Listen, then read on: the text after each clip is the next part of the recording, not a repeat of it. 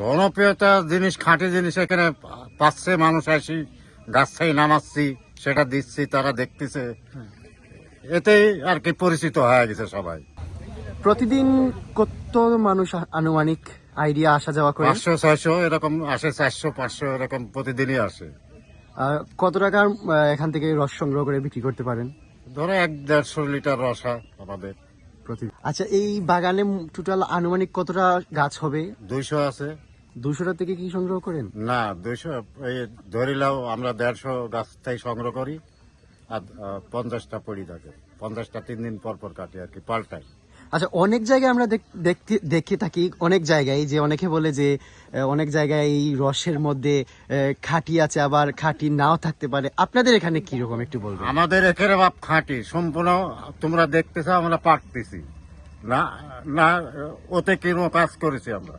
হ্যাঁ, ঠিক আছে, ওকে, ধন্যবাদ।